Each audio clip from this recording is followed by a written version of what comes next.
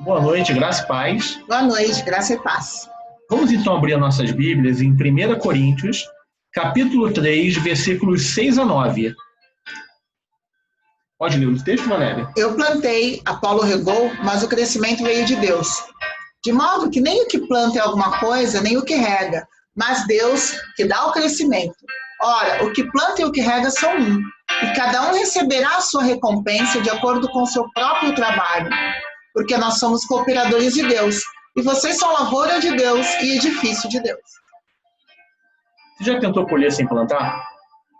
Na verdade, já houve um tempo que a humanidade até vivia assim. Só que muitas vezes, se a pessoa começa a viver só de extrativismo, chega uma hora que os próprios recursos acabam, né? Sim, você já ficou aguardando por alguma coisa? Esperando cair do céu, esperando tropeçar em alguma coisa e acontecer? Você exercitou a fé dessa forma? Do tipo, eu creio que Deus vai fazer. E ficou ali, parado, deitado em berço esplêndido, esperando alguma coisa? Então, esse nosso texto começa falando, Paulo diz, eu plantei e Apolo regou. Foi um trabalho de dois homens de Deus na construção da igreja. E essa é a esperança de quem espera pacientemente, sabendo que o seu esforço não é em vão, como faz o agricultor. Está lá em Tiago 5,7, né, Valéria? Eu gosto muito desse texto que fala de paciência. Às vezes a gente acha que uma pessoa paciente é aquela que fica assim, deitada na rede o tempo todo. Mas Tiago fala para a gente ser paciente como o agricultor, como o lavrador. E essa figura do lavrador, que é muito comum, é uma figura de alguém que trabalha arduamente durante muito tempo, como trabalha. Que planta, e às vezes nem está vendo o resultado. Hoje mesmo eu estava plantando, e aqui tem, deixa eu ver aqui um vasinho. Esse é alguma coisa. Qual? Ele já nasceu, né? Eu sei que quem plantou, na verdade, foi o Teodoro, não foi? Olha só. É de quê? Eu ia mostrar que não tinha nada. Né? Mas já nasceu. É tomatinho, né? Mas até ele sair, a gente estava aqui regando, na verdade, o Teodoro, nosso filho, regava, colocava água, sabia que tinha sementinha, mas não via nada. Tem que ter paciência para regar, para cuidar, antes de ver alguma coisa. E até ter tomate aqui vai demorar um tempinho. Tá bem frágilzinho, tá bem pequenininho. E plantar é uma coisa que acontece em vários pontos da nossa vida. Acontece muitas vezes naquele curso que a gente resolve fazer, pensando no longo prazo. Às vezes é aquele investimento longo de 4 anos para fazer um ensino médio, para fazer uma faculdade. São às vezes investimentos longos na vida que a gente demora para ver os frutos nascerem. Sim. E tem outros que o fruto vem até de certa forma rápido. Mas em todos os casos há um trabalho duro ali por trás, metódico, de sol a sol. A Bíblia usa muito essas figuras relacionadas ao trabalho, e é um trabalho que é árduo, de edificação, de plantação. Quem já construiu alguma coisa, que já pôs literalmente a mão na massa, ou que já plantou alguma coisa, tem uma ideia daquilo que são as figuras bíblicas, porque dizem respeito a um grupo e a pessoas que trabalhavam e trabalhavam duro, e que sabiam o que era isso. Mas, ao mesmo tempo, tem outra coisa que chama atenção aqui. Não se vê o resultado do dia para a noite, e são atividades coletivas, em grupo. Muitas delas são assim. Cada um faz uma parte importante. Para plantar um pé de tomate, uma pessoa dá. Mas e uma plantação de tomate? E uma plantação, sim. Para fazer uma casa? Fazer uma casa, para fazer uma empresa. Construir uma família. Sim, construir uma família. Mas existem outras coisas que a gente tem que levar em consideração. Plantar é importante, ser prudente é importante, mas a gente não pode levar a vida a um ponto em que a gente comece a confiar em nós mesmos como se fôssemos infalíveis. Primeira coisa aqui. Como se pudéssemos controlar tudo que acontece ao nosso redor. Aqui, primeiro de tudo, não é concorrência, não é corrida, é cooperação, é fazer junto. Então, não depende só de uma pessoa. quando a gente trabalha junto, a gente também tem que ter esse sentimento de humildade. Como diz o texto que a gente acabou de ler em 1 Coríntios, Sim. o crescimento, eu plantei, Apolo regou, mas o crescimento quem deu foi Deus.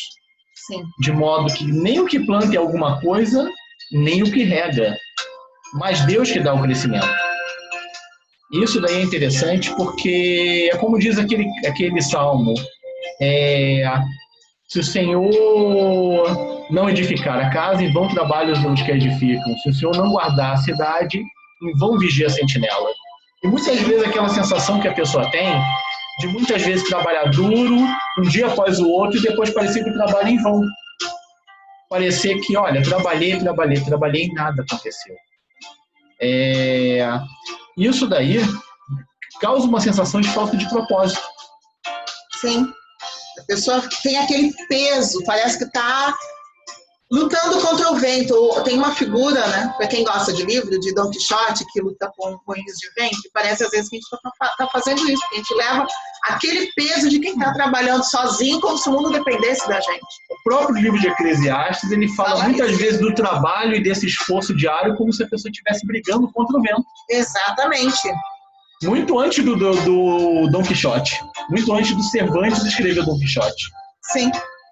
Muito antes. Muito antes. Então, e muitas vezes a gente é tentado a se achar autossuficiente. Como se a gente carregasse o peso do mundo, o peso da igreja, o peso da família, o peso da empresa. É como se a gente pegasse aquilo que pertence a várias pessoas e achasse que pode carregar sozinho. E isso muitas vezes acaba em frustração, isso acaba numa palavra até que hoje usa-se muito, no burnout. Sim. Isso é doentio. Sim. É muito doentio. Mas Deus nos chama para trabalhar, então. E trabalhar duro, não é nem trabalhar fazer tudo que a gente vai fazer, né? Fazer conforme as forças e tudo. Mas trabalhar em comunhão. Comunhão com o outro. Exatamente. Comunhão com o outro. Trabalhar junto. Eu estou lembrando agora, Alessandro, de quando a gente estava lá em Ilhota, trabalhando na recuperação de pós-desastre, lembra? Lembro. A gente conta essa história para vocês duro, em outra oportunidade. A gente trabalhava ajudando a recuperação de comunidades que tinham sofrido enchente. Catástrofe, desastre natural. E a gente tirava a lama com pau o dia todo, a gente cantava, a gente fazia junto, e aquilo que parecia que nunca ia acabar, de repente era uma casa limpa, linda, novamente, porque a gente fazia isso em comunhão. Tinha casa que quando a gente entrava, estava com lama até quase a altura do joelho. E quando a gente saía, estava limpa. Não era pouco trabalho, não. Não era pouco trabalho, mas havia comunhão. Sim. Tinha casa que a equipe tinha que ficar lá 2 dias trabalhando sem parar para deixar a casa limpa. Era muito difícil que uma pessoa sozinha fizesse aquilo. Seria totalmente desgastante. Sim. Mas em grupo, nós fizemos e Deus a abençoou, né? Como diz o Salmo 133, que eu gosto muito, é que lá na união vem a bênção do Senhor. Como é bom e agradável viverem unidos os irmãos. E lá no final diz o quê? Ali ordena a sua bênção e a vida para sempre. Ali não é o lugar, ali é a comunhão. Quando nós fazemos juntos, quando nós trabalhamos juntos, quando um planta, o outro rega, quando um traz uma coisa, quando nós edificamos juntos, o Senhor ordena a bênção, o Senhor dá o crescimento, não pesa para um, não pesa para outro, vem a alegria da comunhão, vem a alegria da bênção de Deus. Deus abençoa. Por exemplo, onde fica a Igreja Metodista de Vila Terra? Ela fica aqui. Ela fica aqui nessa reunião que nós estamos. Ela fica onde você está. Ela fica nessa comunhão. Ela fica na comunhão. Lá no endereço onde a gente ia todo domingo, a única coisa que tem lá agora é um prédio fechado e vazio. Um prédio sem alma. A alma somos nós. O templo não passa de um prédio. O templo não é a igreja somos nós. No meio do seu povo. E aí Deus ordena a bênção, não porque tem uma pessoa muito boa que faz aquilo, né? Uhum. Mas porque há comunhão, porque Ele é quem dá a bênção. Não é pela capacidade de uma pessoa. E aí o texto continua. O texto, ele vai terminar dizendo: porque nós somos cooperadores de Deus, e vocês são lavoura de Deus e edifício de Deus. Ou seja, esse trabalho todo que tem é para ser um trabalho que a gente faz um com o outro e que a gente junto também coopera com Deus. Sim. Entenderam? É como Jesus diz: meu pai trabalha até agora, isso daí Jesus diz em João 5,17. Meu pai trabalha até agora e eu trabalho também. Às vezes a gente tem uma imagem negativa de trabalho, mas Deus está trabalhando. E em que ele está trabalhando? Ele está trabalhando não como punição, mas como a criação de uma obra maravilhosa. É criação, gente. É Deus criação. nos chama para criar. Deus não está nos chamando para sofrer. Eu não aguento. Não, Deus está nos chamando para criar com Ele uma coisa linda. Enquanto a gente faz isso, Ele também vai trabalhando em nós.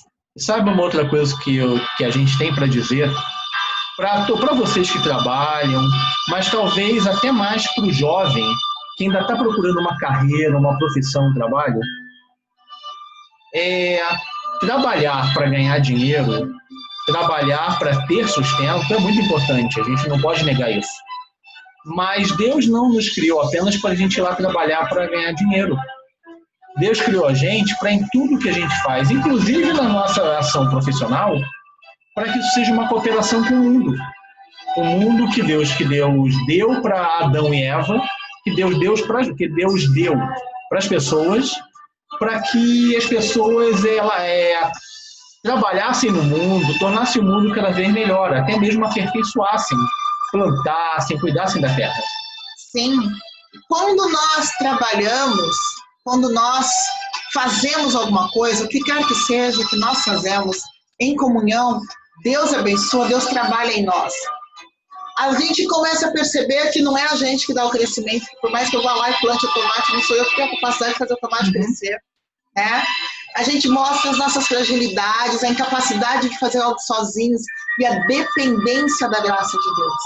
Seja edificando uma família, seja no nosso trabalho, na nossa empresa, no nosso dia a dia, seja na igreja, a gente se expõe, mas ao mesmo tempo a gente encontra abrigo no irmão que trabalha com a gente, um planta, o outro rega, né? E a gente percebe que não faz sozinho, que a gente depende do outro e acima de tudo da graça de Deus. E Deus então abençoa trabalhando em nós. E Ele nos mostra a sua graça, de que não é pelo que a gente faz que a gente é salvo. Não é pelo que a gente faz que a gente é bom, que a gente tem sucesso. Não é pelo que a gente faz que a gente alcança alguma coisa. Mas sim pelo que Ele faz na gente enquanto nós fazemos alguma coisa. Como dizem Efésios, né? Não é. A gente não trabalha para ser salvo, mas a graça nos dá o benefício de a gente poder trabalhar junto com Deus. Sim. E diz Efésios... Efésios capítulo 2, versículos 8 a 10. Porque pela graça vocês são salvos, mediante a fé. E isto não vem de vocês, é dom de Deus. Não vem de obras, para que ninguém se glorie, se acha bom, maioral. Pois somos feitura dele. Esse texto em grego é lindo, que diz que nós somos poema dele. Poema. Que é a feitura, obra. Em grego é poema. Nós somos o poema de Deus. Aquela obra-prima, bem feita, de boa qualidade. Linda que a gente pode ter. Como diz lá em Gênesis, Deus olhou e viu que era muito bom. Então, continuando, pois somos feitura dele. Para o quê? Criados em Cristo Jesus para boas obras. Para fazermos também uma obra. Juntos, para fazermos. As quais Deus criou de antemão, ou seja, criou antecipadamente, para que eu andasse nelas. É isso que está no texto? Para que nós andássemos. Para que nós andássemos nelas. Então, hoje Deus nos chama para isso. Tá?